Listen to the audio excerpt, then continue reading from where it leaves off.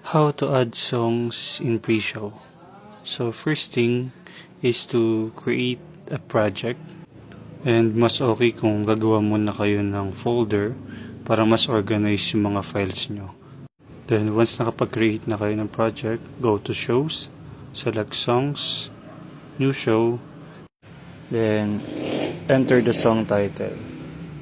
Tapos kung wala kayong internet, pwede nyo manually i-type yung lyrics dito sa quick lyrics. Then kung may internet naman kayo, you can search via web search. Then pick your lyrics from the results below.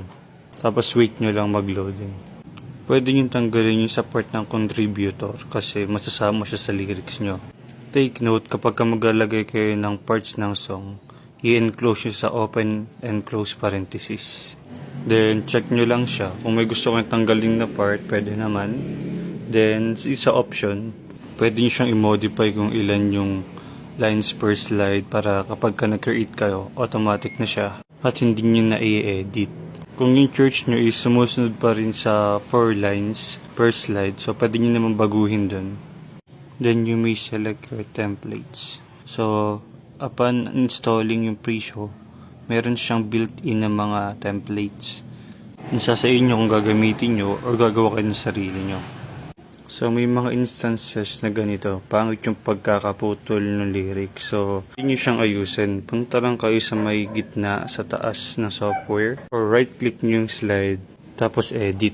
There are 2 ways on how to edit your lyrics. So first one is yung sa first slide, and second one dito sa may text edit. Dito sa may right side, dito yung style panel nyo. So pwede nyo baguhin yung text, yung alignment, lines, kung ilan lines. Pwede rin maglagay ng shadow, ng outline, ng chords kung gusto nyo makita sa stage monitor nyo. And also yung animation na special. Sa special, ano lang to, scrolling. Halimbawa yan, from bottom to top.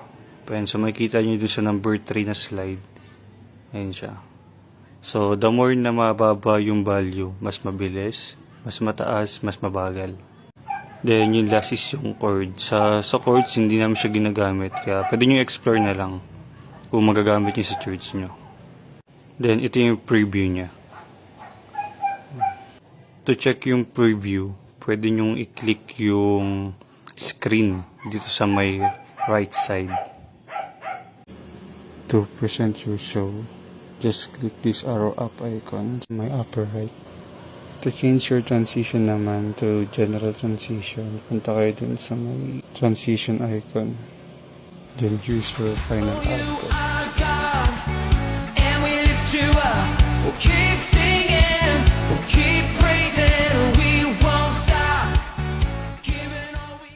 To clear your show, pwedeng per slide, yan sa clear slide, or yung background, so clear background.